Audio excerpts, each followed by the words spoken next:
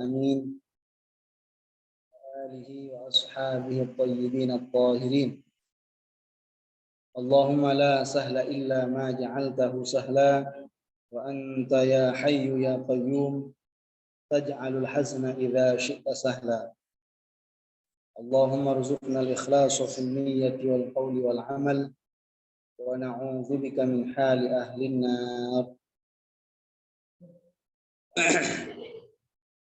Insyaallah pada sesi pertama ini kita akan membahas dan melanjutkan tentang maksiat anggota tubuh, yaitu yang berupa maksiat kaki. Di mana kemarin sudah kita menyelesaikan pembahasan maksiat farji dan kita akan melanjutkan ke maksiat kaki. Namun sebelumnya, mari kita senantiasa meniatkan ikhlas karena Allah Subhanahu wa taala.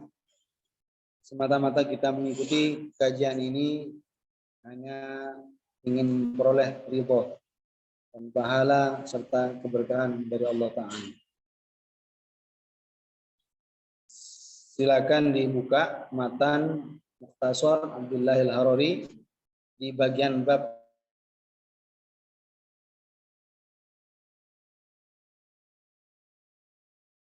Qala al-muallif rahimahullah faslun wa min ma'asir rijli al-mashyu fi ma'siyatin kal mashyi fi si'ayatin bi muslimin. Ya. Jadi Syekh berkata termasuk maksiat kaki adalah melangkahkan kaki untuk berbuat maksiat. Jadi termasuk maksiat kaki adalah ketika seseorang berjalan yang melangkahkan kakinya untuk melakukan kemaksiatan. Kal masyi fi si'ayatin bi muslimin, seperti berjalan untuk menghasut seorang penguasa terhadap seorang muslim. Seperti berjalan untuk menghasut seorang penguasa terhadap seorang muslim agar penguasa itu mencelakai seorang muslim tanpa hak. Ini diharamkan, ini dikategorikan maksiat dikarenakan terdapat menyakiti orang lain. Karena menyakiti orang lain.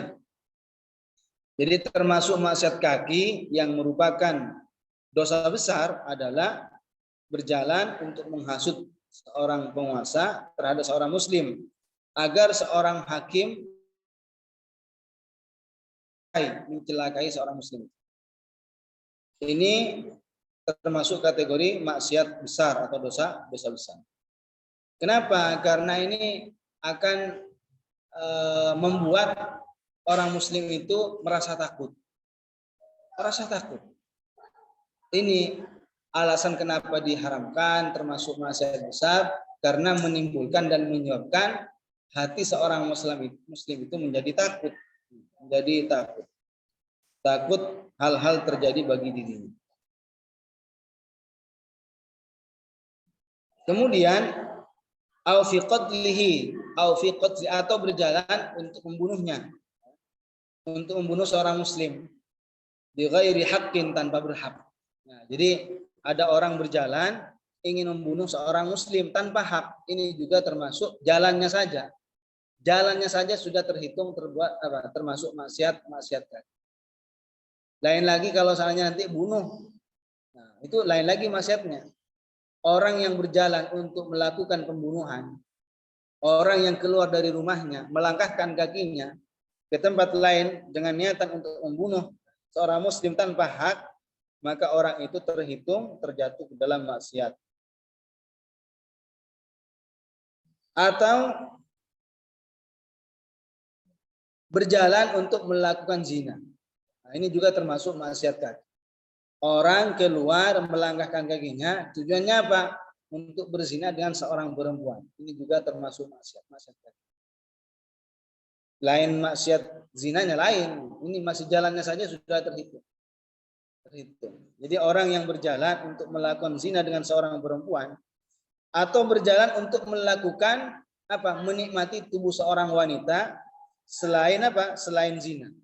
Bukan berzina, tapi apa? Ingin menikmati tubuh seorang wanita, bukan istrinya. Ini juga terhitung apa? Maksiat-maksiat kaki. Berjalannya saja.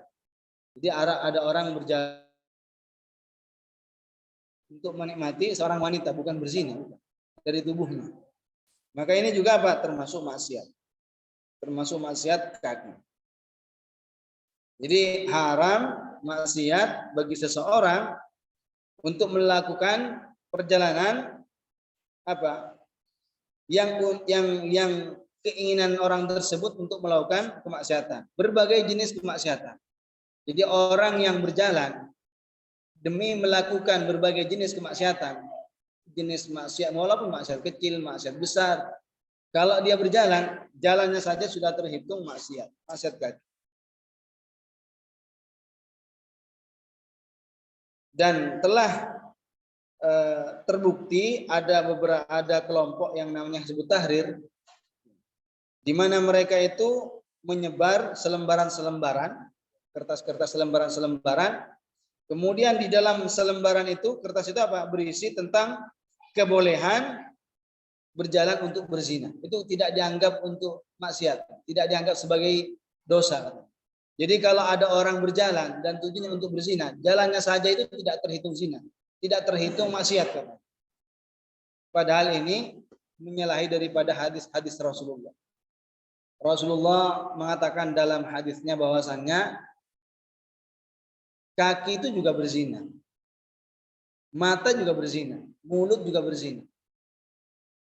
Tapi bukan zina hakiki, bukan zina yang apa namanya itu, yang memasukkan kemaluan kepada kemaluan lain yang lain, bukan. Jadi dikatakan zina. Nah, zinanya kaki apa? Al-khuta, melangkahkan kakinya untuk melakukan sebuah maksiat. Itu namanya zina. Zinanya kaki apa? Al-khuta, melangkahkan kakinya untuk berbuat keburukan, kemaksiatan. Berbeda dengan apa yang dikatakan oleh Hizbut Tahrir yang didirikan atau yang dikepalai oleh Taqiyuddin An-Nabhani. Jadi Taqiyuddin An-Nabhani adalah pemimpin mereka, kelompok Hizbut Tahrir, dan di antara kesesatan mereka adalah menghalalkan berjalan untuk berbuat zina. Karena katanya itu berjalan untuk berzina, berjalannya saja tidak terhitung maksiat. Yang terhitung zinanya saja, kata mereka. Padahal ini adalah sesuatu yang menyalahi syara'.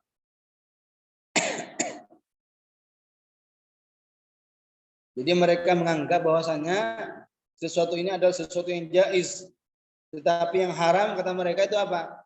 Az-zinal haqiqi, dengan menggunakan alat. Jadi yang diharamkan itu kalau zina dengan menggunakan alat. Jadi masukkan alatnya itu yang haram. Adapun hanya berjalan katanya enggak bermaksiat. Nauzubillah. Ya, ini adalah sesuatu, ini hanya sebagian saja daripada penyimpangan Hizbut Tahrir. Ya, ini hanya sebagian saja daripada penyimpangan dan kesesatan yang disebar oleh Hizbut Tahrir. Apalagi kesesatan dan penyimpangan-penyimpangan mereka. Mereka tidak percaya adanya azab kubur. Jadi Hizbut Tahrir yang merupakan kelompok yang sangat membahayakan, bahkan dilarang dalam undang-undang juga, dalam negara juga dilarang untuk nyebar di Indonesia dan negara-negara lain. Kenapa? Karena mereka membawa akidah-akidah yang menyimpang, akidah-akidah dan ajaran-ajaran yang menyimpang.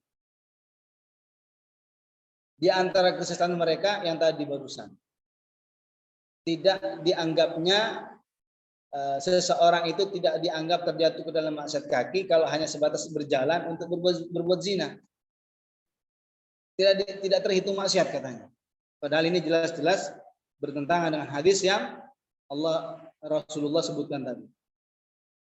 Kemudian di antara penyimpangan Hizbut Tahrir juga apa? Membolehkan berjabat tangan antara laki-laki dan perempuan yang bukan mahram. Boleh katanya. Jadi kata mereka apa? Jawazu musafahatir rajuli mal ajnabiyyah. Bolehnya bersalaman antara laki-laki dengan perempuan yang ajnabiyyah, yang bukan mahram. Itu boleh kata mereka. Padahal apa? tidak boleh menyentuh seorang perempuan yang bukan mahram.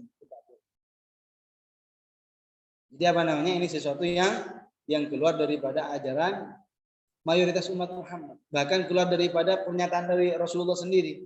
Rasulullah mengatakan apa? Inilah usafihun nisa. Sesungguhnya saya tidak bersalaman dengan perempuan. Tidak bersalaman. Jadi apa namanya?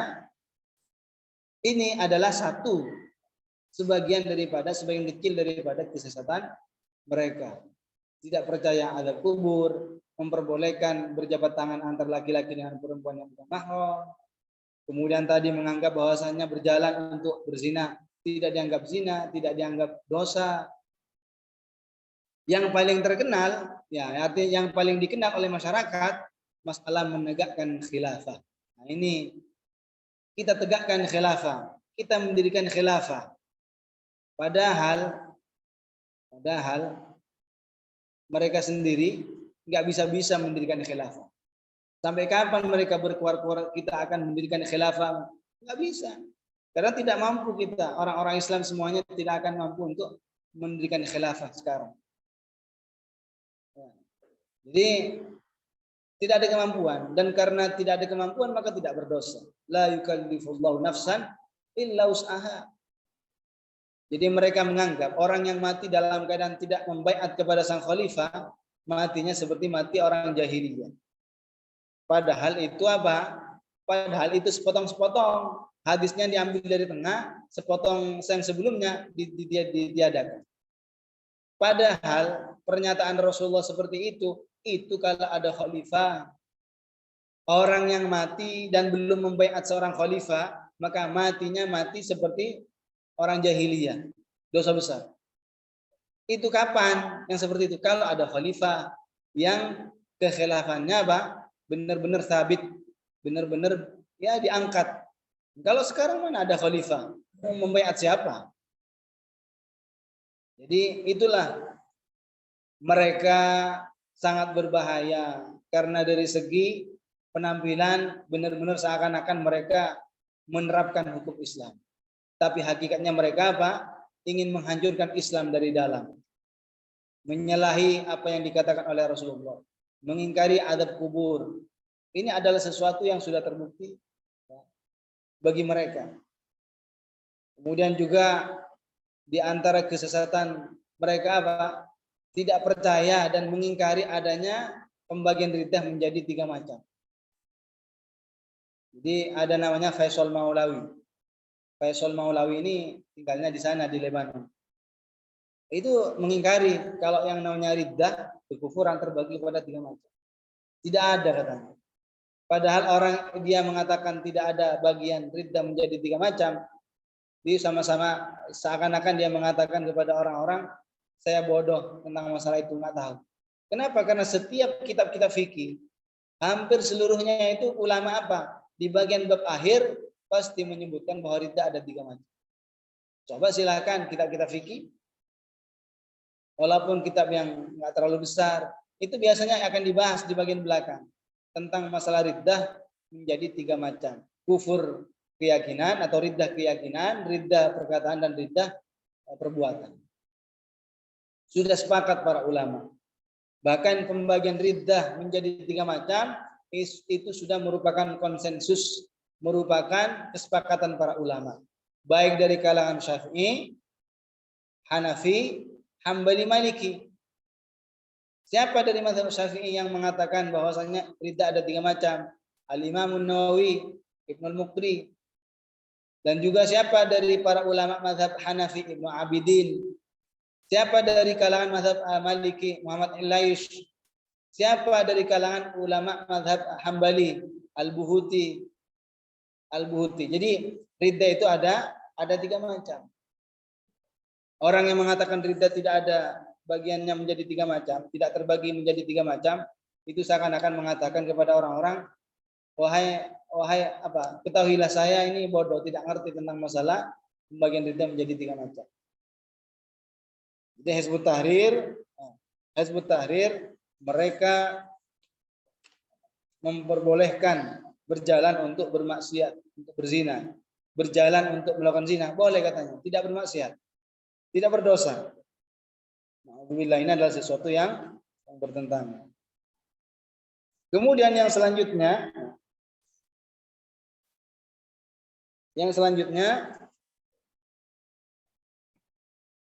wa ibaqul abdi, kabur atau larinya seorang hamba sahaya. Jadi kalau ada hamba sahaya budak kabur atau lari daripada sayyidnya atau tuannya, laki-laki ataupun perempuan, ini maksiat, juga dosa besar. Jadi termasuk maksiat kaki, ya, termasuk maksiat kaki yang merupakan dosa besar adalah larinya seorang budak laki-laki ataupun perempuan, budak laki-laki ataupun budak perempuan kabur daripada sayyidnya. Rasulullah Shallallahu Alaihi Wasallam bersabda, al-abdul abiku la yaqbalullahu minhu salatahu hatta yarja ila mawalihi. Kata Rasulullah apa? Seorang hamba yang kabur, yang lari daripada tuannya, Allah Ta'ala tidak akan menerima darinya sholat yang ia lakukan. Allah tidak akan menerima sholat yang ia lakukan sampai dia apa? Kembali ke sayyidnya, kembali kepada Tuhan. Wa zaujati min zauja, begitu juga kaburnya seorang istri daripada suami. Nah, ini juga. Jadi termasuk maksiat kaki, kabur atau larinya seorang istri daripada suaminya, daripada keluarganya. Ini juga apa? Maksiat. Jadi kalau tanpa uzur ya, kabur daripada rumah suaminya, kabur di suaminya, maka ini termasuk maksiat. Jadi seorang perempuan itu terkadang istilahnya dibilang apa? Nusyuz. Apa itu nusyuz? Membangkang. Apa itu membangkang? Misalnya keluar dari rumah suaminya tanpa izin. Itu namanya nusyuz. Atau berbicara dengan perkataan yang keras, dengan mencacinya atau mengumbatnya. Ini juga apa? Nusyuz. Tidak boleh. Tidak boleh, dan kata para ulama apa? Menggugurkan nafkahnya. Jadi seandainya ada seorang suami tidak menafkahi istrinya yang akhlaknya seperti itu tidak berdosa. Jadi seorang istri yang kabur daripada suami terhitung maksiat kalau tidak uzur ya, kalau tidak dengan uzur.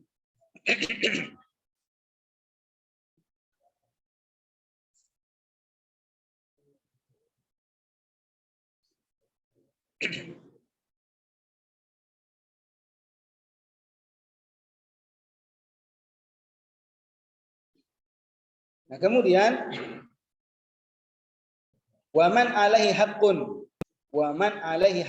juga termasuk maksiat kaki adalah larinya seseorang yang memiliki sangkutan hak terhadap orang lain yang wajib untuk dilakukan. Min qisasin waman alaihi haqqun amma yalzamhu min qisasin, dan keluar larinya atau kaburnya seseorang yang memiliki hak ya, sangkutan hak terhadap orang lain yang wajib baginya untuk dilakukan. Contohnya apa? Kisos. Orang yang membunuh seseorang tanpa hak itu kan dikisos, dibalas. Ada orang bunuh, kan balasnya apa? Dibunuh juga kan? Al-qatlu bil qatli, an-nafsu bin nafsi. Jadi pembunuhan dibalas dengan pembunuhan. Nah, ketika ada salah satu keluarga dari pihak korban ingin membunuh juga, ingin mengkisos orang yang pelakunya itu, kabur. Nah, itu tidak boleh. Ketika kabur, itu kaburnya apa? Termasuk atau terhitung maksiat kaki. Paham? Jadi apa namanya? Ketika seseorang membunuh seorang muslim tanpa hak, dalam hukum Islam gimana? Yang bunuh itu juga dibunuh. Dikisos juga. Kalau seandainya dia kabur, melarikan diri, maka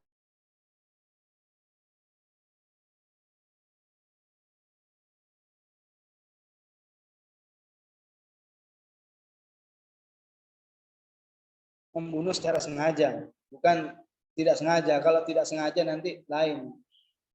Yang dibunuh juga, pelakunya yang dibunuh juga kalau membunuh secara sengaja. Kalau pembunuhan yang tidak disengaja, tidak dibunuh, hanya ada diat nanti. Hanya ada diat. bayar diat. Nah, kemudian kalau seandainya tidak dimaafkan. Kemudian audainin atau daripada melunasi hutang. Kabur tidak mau melunasi hutangnya. Nah, ini juga yang kadang terjadi. Ada orang punya hutang, kemudian takut didatangi ke rumahnya, kabur. Nggak mau bayar hutang, nggak mau melunasi hutangnya. Ini juga ketika kabur, ini terhitung ke dalam maksiat kaki. Jadi orang yang kabur, orang yang lari karena tidak mau bayar hutangnya, orang tersebut yang kabur itu apa? Terhitung terjatuh ke dalam maksiat kaki. Au nafaqatin atau daripada memenuhi nafkahnya. Kabur tidak mau menafkahi istrinya, menafkahi orang tuanya yang fakir, tidak mau. Ini juga apa? Terhitung maksiat kaki. Jadi orang yang lari, orang yang melarikan diri dan kabur menghilangkan jejak karena tidak mau bayar hutang, karena tidak mau menafkahi dengan nafkah yang wajib, terhitung maksiat kaki. Au birri walidayhi atau tidak mau apa? Tidak mau berbakti kepada kedua orang tua, kabur. Menjauh daripada orang tua karena tidak mau apa? Tidak mau berbuat baik. Tidak mau berbakti kepada orang tua, kabur, melarikan diri.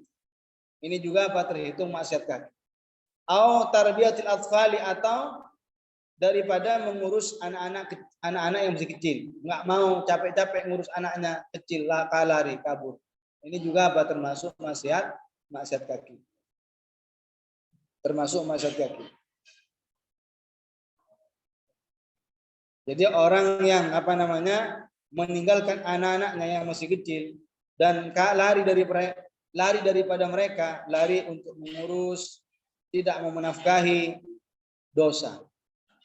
Kata Rasulullah dalam hadis, kafa bil mar'i itsman an yudayya man yaqutu. Cukup bagi seseorang ya terkena dosa maksiat ketika dia menyanyiakan orang yang dia wajib nafkahi. Wajib dia urus ya. Jadi ini tidak boleh dilakukan. Jadi kabur daripada menafkahi orang yang wajib dia nafkahi. Siapa yang wajib dia nafkahi? Istrinya. Anaknya yang belum balik, orang tuanya yang fakir. Orang tuanya yang fakir wajib dinafkahi oleh anaknya seperti itu. Kemudian termasuk maksiat kaki juga adalah at-tabakhturu fil masyi. Termasuk maksiat kaki yang berikutnya adalah at-tabakhturu fil masyi. Bergaya seperti gayanya orang yang sombong saat berjalan. At-tabakhturu fil masyi, sombong dalam berjalan. Jadi kalau ada orang berjalan dengan gayanya orang yang sombong, dengan gayanya jalan orang yang sombong, terhitung terjatuh ke dalam maksiat kaki. Yaitu berjalan seperti jalannya orang yang sombong dan membanggakan diri. Tidak boleh. Allah Subhanahu wa taala berfirman, "Wala tamshi fil ardi maroha." Janganlah engkau berjalan di atas bumi maroha, dalam keadaan membanggakan diri, sombong. Jadi orang yang ketika berjalan membanggakan diri, menyombongkan diri, maka orang ini terhitung terjatuh dalam maksiat. Terhitung terjatuh ke dalam maksiat. Kebiasaan orang-orang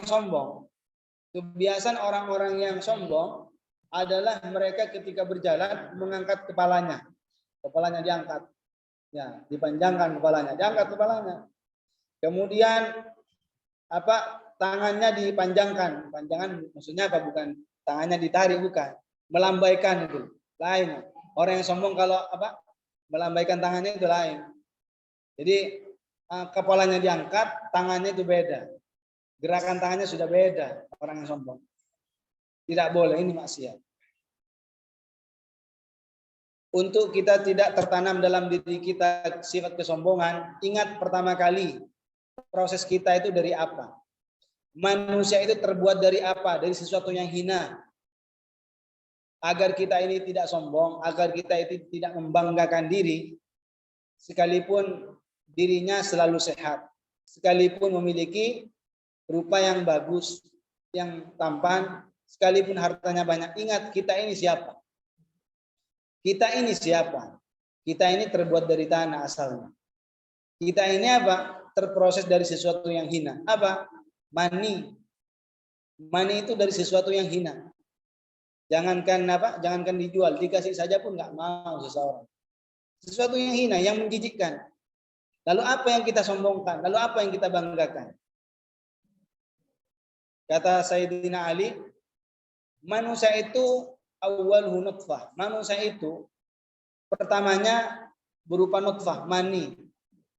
Wa akhiru jifah, sedangkan berujung apa? Menjadi atau berupa bangkai.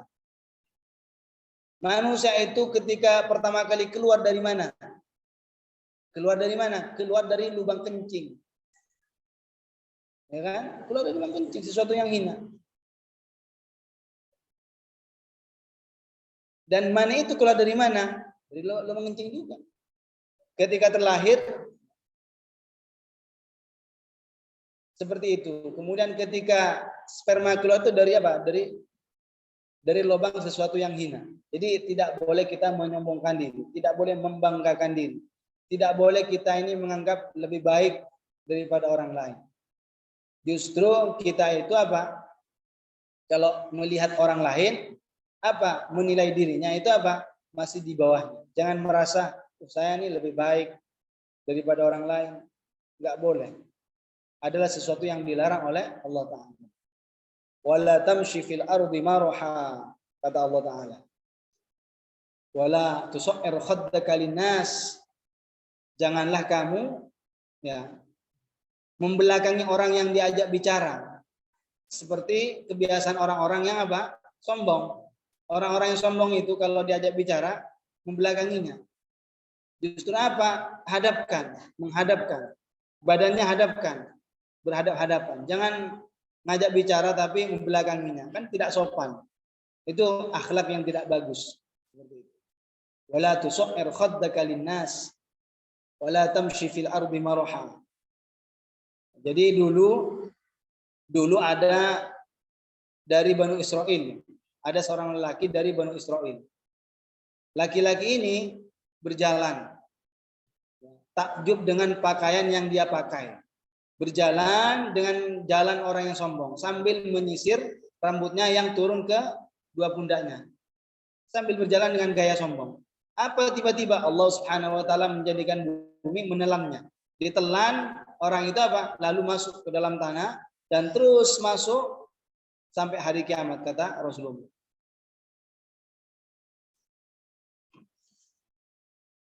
Jadi dulu kisah seorang laki-laki di Banu Israel. Mereka itu apa? Mereka itu ketika berjalan membanggakan diri, menyombongkan diri, takjub kepada dirinya sendiri, takjub kepada pakaian yang dia pakai karena bagusnya misalnya, dan juga karena bagusnya banyak rambutnya, mentang-mentang punya rambut bagus, nah, membanggakan diri misalnya. Kenapa? Kemudian tiba-tiba Allah Subhanahu wa taala memerintah bumi dan ditelan oleh bumi, masuk ke dalam bumi. Fa huwa yatajaljalu, kata Rasulullah, fa huwa yatajaljalu fiha ila yaumil qiyamah, sehingga dia terus masuk turun ke bawah sampai hari kiamat. Sampai hari kiamat seperti itu. Kenapa kok bisa terjadi seperti ini? Sebagai pelajaran. Sebagai pelajaran bagi seseorang agar tidak menyombongkan diri, agar tidak membanggakan diri. Rasulullah Shallallahu Alaihi Wasallam bersabda, "Innakum lataghfuluna an afdalil ibadati tawadu." Kata Rasulullah, sesungguhnya kalian akan melupakan salah satu ibadah yang paling utama, yaitu apa? At-tawadu, sikap rendah hati. Sikap rendah hati. Sikap rendah hati jika tertanam dalam diri seseorang, sekalipun dia tidak sholat malam, sekalipun dia tidak puasa setiap hari, maka derajatnya karena dia akhlaknya bagus, karena dia menghiasi dirinya dengan akhlak yang baik, dengan sikap rendah hati, maka menyamai orang yang sering berpuasa dan orang yang sering sholat malam. Jadi apa namanya? Derajat orang yang mengindahkan akhlaknya dengan sikap rendah hati yang tertanam dalam dirinya itu apa? Seperti derajat dan kedudukan orang yang sering berpuasa dan sering melaksanakan sholat. Makanya Rasulullah mengatakan, "Ma tawadda'a ahadun lillah illa rafa'ahu Allah." Tidaklah ada seorang pun yang tawadhu, ya, bersikap rendah hati karena Allah, kecuali Allah angkat derajatnya. Tidaklah ada seseorang yang bersikap rendah hati karena Allah Ta'ala, bukan karena yang lain, karena Allah Ta'ala, kecuali Allah angkat derajatnya. Allah tinggikan kedudukannya. Karena itu tingginya derajat, tingginya martabat, tingginya pangkat, tingginya kedudukan menurut Allah Subhanahu wa taala bukan diukur kecuali karena tingginya ketakwaan dan akhlak yang mulia. Inna akramakum indallahi atqakum. Sesungguhnya orang yang paling mulia menurut Allah adalah orang yang paling bertakwa. Orang yang paling bertakwa. Kalau orang sudah menjadi orang yang bertakwa, pasti tidak akan membanggakan diri. Al-Imam Ahmad Ar-Rifai, seorang perintis Thariqah Ar-Rifaiyah, dulu berbicara kepada dirinya sendiri di majelisnya. Karena yang hadir apa? Karena yang hadir itu banyak sekali yang hadir.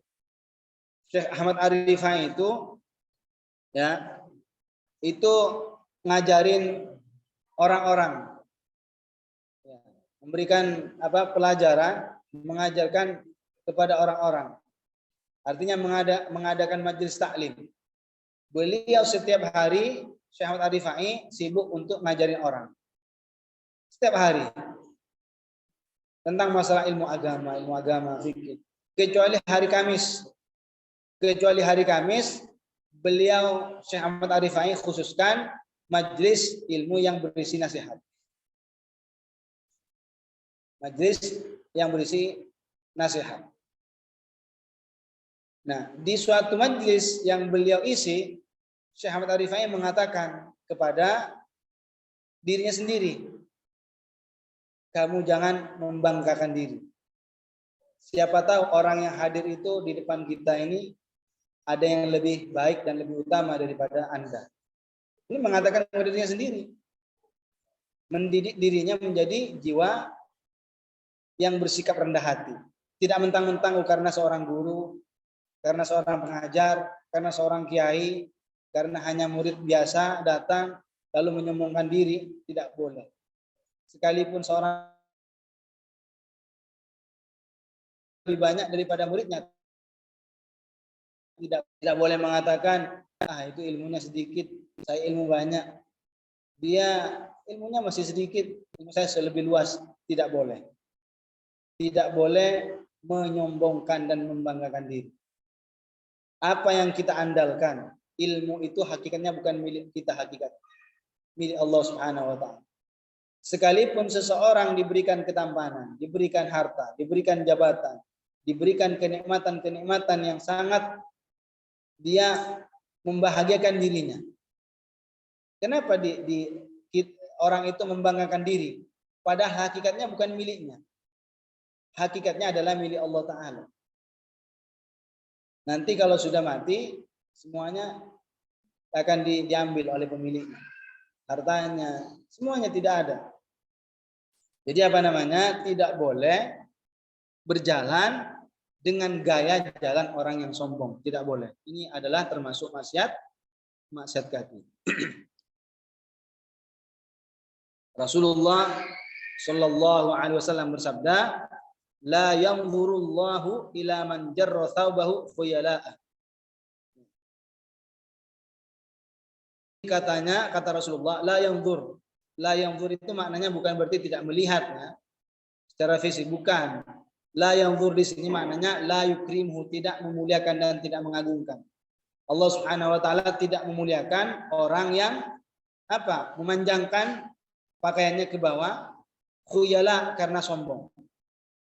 Kan sebagian orang itu pakaiannya sarung atau celana itu kan nanti di bagian maksiat badan akan dibahas. termasuk memanjangkan ke bawah, dilepas sampai ke bawah sampai melewati mata kaki, memanjangkan sarungnya atau pakaiannya sampai melewati mata kaki, kalau dalam rangka membanggakan diri maksiat. Jadi orang kalau berjalan dan ketika berjalan pakaiannya itu dipanjangkan sampai ke bawah mata kaki misalnya. Dan tujuannya apa? Khuyala, sombong. Itu tidak diagungkan dan tidak dimuliakan oleh Allah Ta'ala. Jadi tidak boleh berjalan dengan gaya jalan orang yang sombong. Tapi ini ada pengecualian. Ini perlunya kita belajar ilmu agama. Tidak setiap orang yang jalan dengan gaya jalan sombong itu diharamkan. Ini perlunya kita belajar. Dari tadi kita bahas orang yang berjalan dengan gaya jalan orang yang sombong dilarang maksiat kaki. Tapi ada dalam kondisi-kondisi tertentu itu boleh berjalan sekalipun jalannya dengan gaya jalan orang yang sombong. Kapan itu? Saat berhadap ketika berperang. Nah, jadi kalau seandainya berjalan dengan gaya jalan orang yang lemah, dikira takut sama musuh-musuhnya. Akhirnya apa? Berjalan dengan gaya jalan orang yang sehat, orang yang kekar, orang yang kuat, kayak sombong, supaya musuhnya takut. Nah, ini hukumnya boleh. Ya. Jadi kalau seandainya dalam rangka biar musuhnya lari, biar musuhnya kabur, kenapa? Karena melihat orang Islam berjalannya itu kok seperti jalannya orang yang kuat-kuat, orang yang sehat-sehat, orang yang hebat-hebat. Kayak seperti orang sombong. Supaya kabur kufar lawan orang-orang Islam, orang-orang kafir supaya kabur, supaya lari, supaya ketakutan, supaya mereka mengira bahwa orang-orang Islam itu kuat-kuat, maka ini adalah sesuatu yang diperbolehkan. Sesuatu yang diperbolehkan, tidak diharamkan. Jadi ada pengecualian. Kemudian berikutnya termasuk maksiat kaki adalah wa takhaffir riqab, melangkahi pundak-pundak orang lain. Ya. Melangkahi pundak-pundak orang lain. Jadi misalkan ketika orang mau sholat berjamaah, kemudian soft sudah terisi semua. Kemudian ada satu orang melangkahkan kakinya, mau maju ke depan. Nah, itu kan bisa menyakiti, bisa kena lehernya, bisa kena telinganya, kan terganggu. Mereka kan nggak enak. Itu termasuk maksiat kaki. Jadi melangkahi pundak dengan mengangkat dua kakinya di atas pundak-pundak orang lain, ini termasuk maksiat kaki. Jadi artinya apa? Artinya seseorang itu melewati di atas pundak-pundak seseorang. Tapi kalau seandainya hanya berjalan di antara dua orang tanpa menimbulkan melangkahi dan mengenai leher-leher mereka, pundak-pundak mereka, maka ini tidak menyakiti mereka, tidak mengganggu, hanya lewat di antara mereka. Jadi ini dikarenakan ini dihukumi haram dikarenakan mengganggu, menyakiti orang lain, kena telinganya, kena pundaknya, seperti itu. Apabila mereka duduk. Jadi dulu ada seorang laki-laki melangkahi pundak orang-orang pas hari Jumat, ketepatan Rasulullah lagi khutbah. Jadi Rasulullah pas lagi khutbah, ada satu orang berjalan dan melangkahi orang-orang yang lagi duduk. Ada orang berjalan dan melangkahi orang-orang yang sedang duduk-duduk itu di tempat pelaksanaan sholat Jumat. Rasulullah berkata kepada orang itu yang melangkahi pundak-pundak itu, "Ijlis, duduklah Anda. Duduk kamu. Faqad adzaita, maka sungguh engkau telah menyakiti saudaramu, telah menyakiti orang lain." Nah, dari hadis inilah ulama mengatakan bahwasannya melangkahi pundak-pundak orang yang sedang duduk hukumnya haram apabila mereka terganggu, apabila mereka tersakiti dengan perbuatan semacam itu. Illa li fuddatin, kecuali ketika seseorang itu melangkah dalam rangka apa? Mengisi shaf yang kosong. Nah, kalau seandainya ada di shaf yang pertama itu kosong. Sedangkan shaf kedua, ketiga, keempat tidak ada yang maju. Tidak ada yang mengisi shaf yang di pertama itu. Nah, walaupun seandainya ada orang maju dari belakang langsung dan melangkahi pundak-pundak orang yang sedang duduk itu, sekalipun menyakiti mereka, tetap maka hukumnya tidak diharamkan. Kenapa? Karena salah mereka sendiri. Kenapa tidak diisi shaf yang kosong itu? Makanya ini tetap boleh hukumnya. Jadi illa li furjatin, kecuali dalam rangka mengisi shaf yang kosong. Shaf yang kosong. Maka boleh sekalipun melangkahi pundak-pundak mereka yang sedang duduk, maka tidak diharamkan. Hukumnya tidak diharamkan. Jadi termasuk maksiat kaki adalah melangkahkan kaki ke pundak-pundak orang lain apabila hal tersebut menyakiti orang lain. Kalau tidak sampai menyakiti orang lain, maka hanya terbatas hukumnya makruh. Ya. Maka hanya terbatas hukumnya makruh. Jadi kalau seandainya ada orang melangkah pundak-pundak orang lain dan yang melangkah itu tahu kalau mereka tidak tersakiti, maka ini hanya terjatuh ke dalam makruh. Hukumnya makruh, sebaiknya ditinggalkan.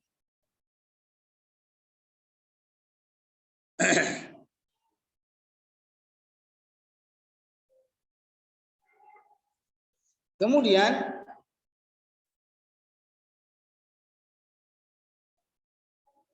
termasuk juga maksiat kaki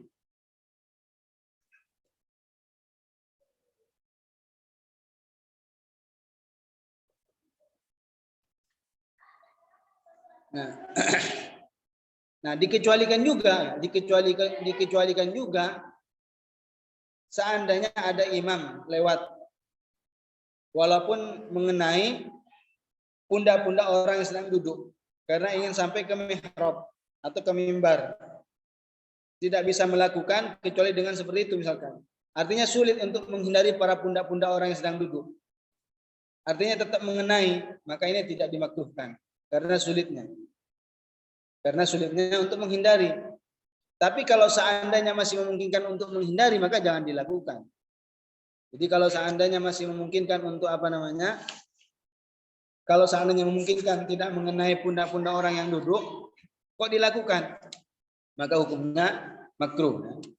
Maka hukumnya makruh. Misalkan imam mau maju ke depan, mau ke mihrab, mau maju ke mimbar untuk berkhutbah misalkan. Dia bisa seandainya berjalan biasa tanpa harus mengenai pundak-pundak orang yang sedang duduk.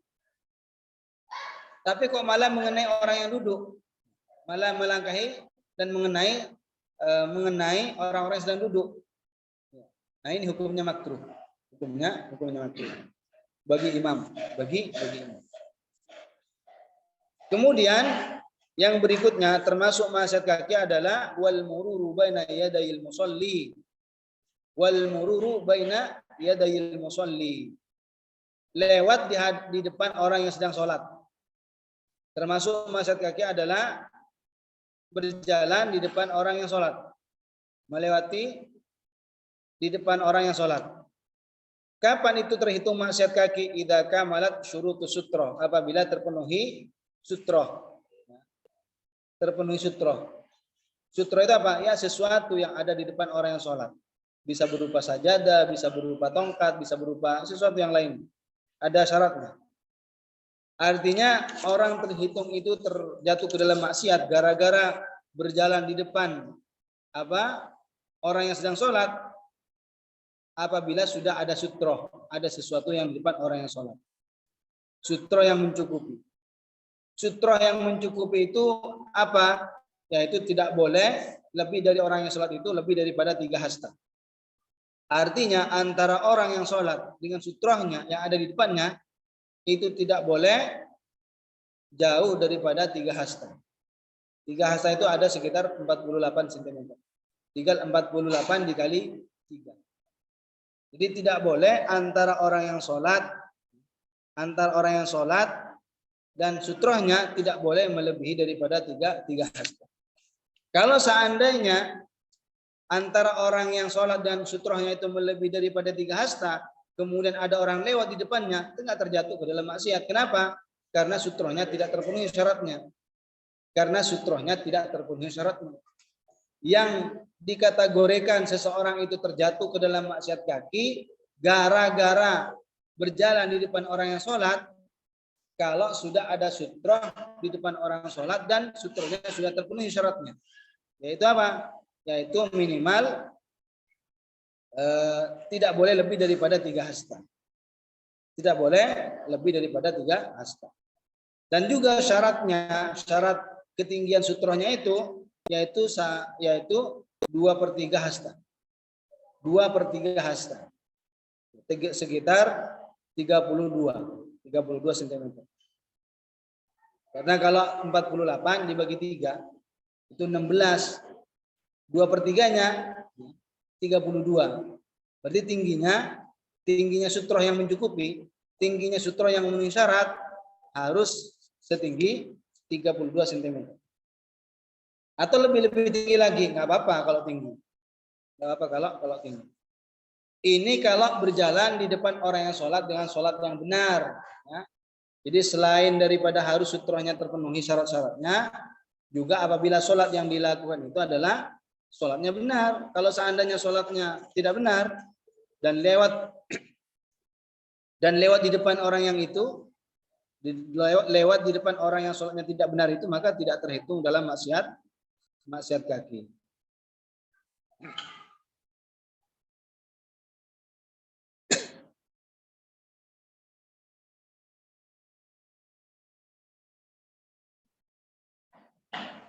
Jadi sutroh itu tingginya 2/3, sedangkan jarak antara orang yang sholat dengan sutrohnya tidak boleh melebihi 3 hasta. Tidak boleh melebihi 3 hasta. Kalau seandainya tidak mendapatkan sutroh, maka cukup bagi orang yang sholat menggelar sajadah, menggelar sesuatu, gelar sajadah di depannya, atau semacamnya, atau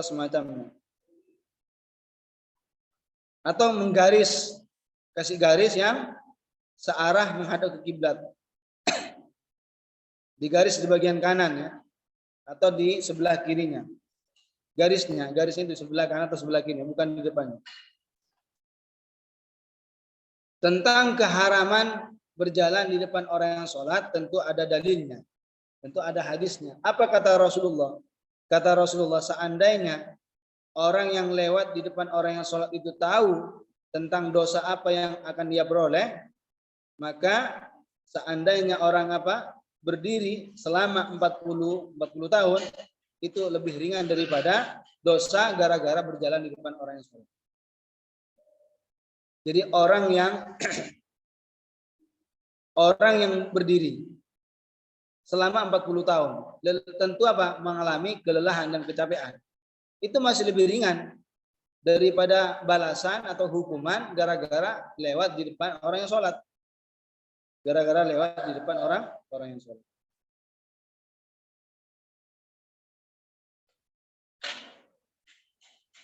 Kemudian kalau seandainya seseorang ketika sholat itu sudah memasang sutroh, kalau seandainya ada seseorang ketika sholat memakai sutroh di depannya, lalu ada orang lewat di depannya, maka sunnah bagi orang yang sholat mendorongnya, didorong. Orang atas didorong. Tapi kalau seandainya orang sholat tidak menggunakan sutroh, kalau seandainya orang itu sholat tapi tidak menggunakan sutroh, maka tidak boleh bagi orang yang sholat itu menyakiti orang yang lewat. Tidak boleh menyakiti orang yang lewat.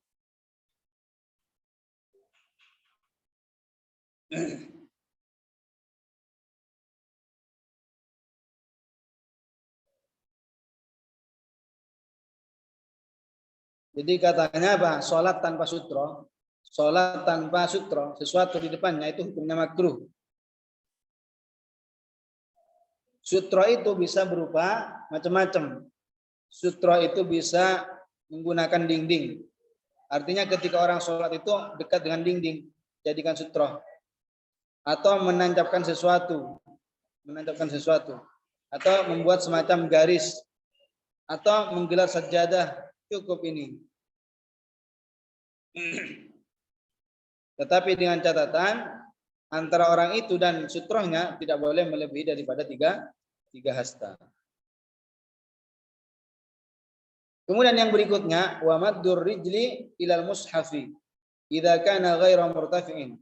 Juga termasuk maksiat kaki adalah menjelonjorkan kaki ke mushaf. Menjelonjorkan kaki ke mushaf apabila mushaf itu dekat dengan kakinya. Artinya mushaf itu tidak terangkat di atas meja atau hal semacamnya. Jadi kalau seandainya menyelonjorkan kakinya ke mushaf, menghadapkan kakinya ke mushaf, sedangkan mushaf itu dekat itu apa artinya? Tidak tinggi, maka orang itu terjatuh ke dalam maksiat kaki.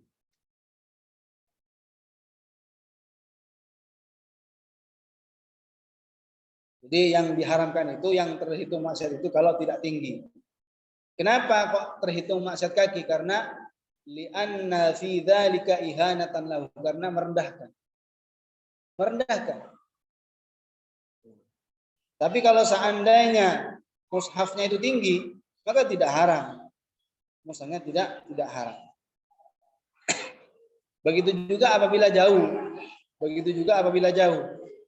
Jadi kalau seandainya jauh antara kaki dengan mushaf jauh, maka juga ini tidak dikategorikan terhitung maksiat kaki.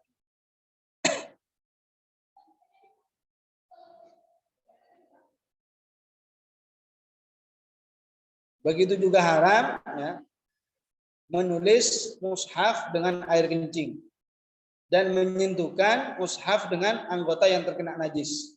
Yang najisnya itu apa? Masih basah atau kering tapi tidak dimaafkan. Paham? Tidak boleh menulis mushaf, haram menulis mushaf dengan air kencing atau menyentuhkan mushaf dengan anggota yang terkena najis, yang najisnya itu masih basah, atau menyentuhkan mushaf dengan sesuatu yang najis kering tapi tidak dimaafkan. Maka ini hukumnya maksiat. Adapun yang disebut di dalam sebagian kitab-kitab mazhab Hanafi tentang kebolehan menulis surat Al-Fatihah dengan air kencing untuk obat, untuk kesembuhan, ini adalah sesuatu kesesatan dan kekufuran. Tidak benar kalau seandainya orang mencari pengobatan dengan cara menulis ayat Al-Quran dengan air kencing demi mendapatkan kesembuhan, sebagaimana dalam kitab-kitab sebagian Hanafi tertulis, ini tidak benar, kesesatan, tidak boleh diikuti, dicontoh. Ini kekufuran. Bagaimana dikatakan ini salah? Jika saja kita tidak diperbolehkan untuk membuka kertas-kertas mushaf ketika ingin membolak-balikkan menggunakan ludah, apalagi dengan air kencing juga. Jadi jika saja haram kata para ulama membolak-balikkan atau membuka kertas-kertas mushaf dengan menggunakan ludah, itu hukumnya haram, maka apalagi dengan menggunakan air kencing. Itu kalau ada ada terkumpul, ludahnya terkumpul. Bukan hanya semata basah-basahan saja. Kalau hanya kita jilat, tunjuk kita jilat, dengan buka mushaf, nggak diharamkan. Yang haram itu apa? Kalau seandainya ada bentuknya, di sini ada ludahnya, sampai membasahi mushaf, itu haram, hukumnya tidak boleh.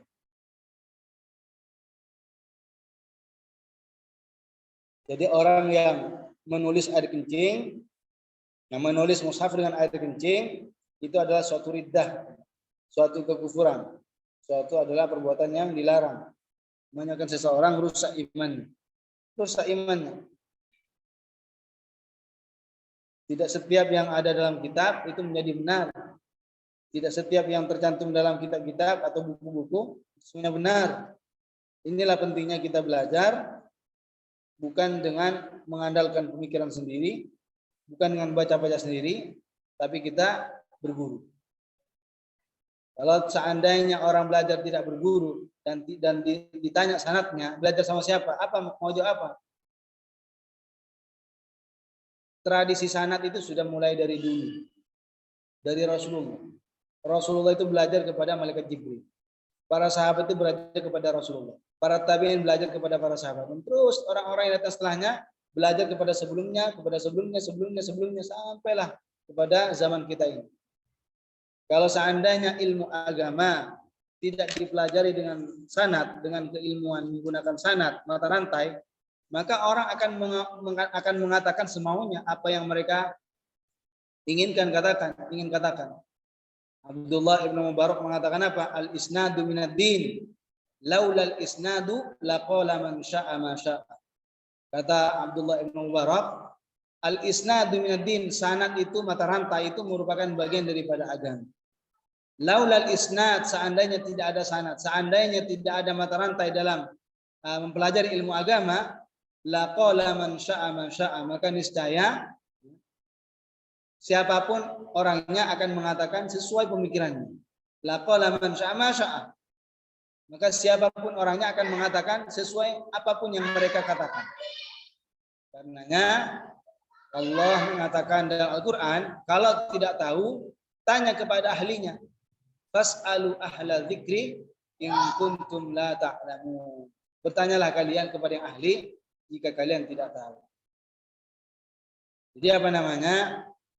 Sekalipun di dalam kitab-kitab mazhab Hanafi kemudian tertulis di situ bahwa untuk kesembuhan adalah dengan cara menulis ayat-ayat Al-Qur'an dengan air kencing, itu adalah dhalalun mubinun bal huwa kufrun. Itu adalah kesesatan, itu adalah penyimpangan, itu adalah sebuah kekufuran yang harus kita waspadai. Ya, tidak boleh. Dan kita sudah tahu bahwasannya Rasulullah mengatakan bahwasannya orang banyak tersiksa dalam kubur gara-gara air kencing. Gara-gara air kencing. Apalagi dengan menulis ayat Al-Quran dengan air kencing. Sungguh tidak ada adab sama sekali. Sungguh tidak ada perasaan sama sekali. Menulis sesuatu yang dimuliakan dengan menggunakan air kencing. Jadi harus waspada. Ini adalah sebuah riddah. Ini tentang masalah maksiat kaki. Insya Allah kita akan bahas maksiat kaki yang masih tersisa sedikit. Insya Allah kita akan lanjutkan di minggu berikutnya, pertemuan berikutnya. Insya Allah. Mudah-mudahan masih ada umur, diberikan kesehatan, dijaga oleh Allah Ta'ala dari berbagai kemaksiatan, dan kita senantiasa tergolong orang-orang yang dapat berikan manfaat bagi diri untuk orang lain, dan kita semuanya dapat berkumpul kelak di akhirat bersama Nabi kita Muhammad SAW, bersama orang-orang yang soleh, orang-orang yang syuhada, dan para nabi-nabi yang lain. Baik, mari kita tutup dengan tahlil dan selawat serta istighfar. La ilaha illallah, la ilaha illallah, la ilaha illallah. Allahumma salli ala sayyidina Muhammad wa ala alihi wa sahbihi wa sallim. Allahumma salli ala sayyidina Muhammad وعلى آله وصحبه وسلم. اللهم صل على سيدنا محمد وعلى آله وصحبه وسلم. رب اغفر لي ولوالدي وللمؤمنين والمؤمنات. رب اغفر لي ولوالدي وللمؤمنين والمؤمنات. رب اغفر لي ولوالدي وللمؤمنين والمؤمنات. السلام عليكم ورحمة الله وبركاته. Waalaikumsalam warahmatullahi wabarakatuh. Barakallahu fiikum Ustaz.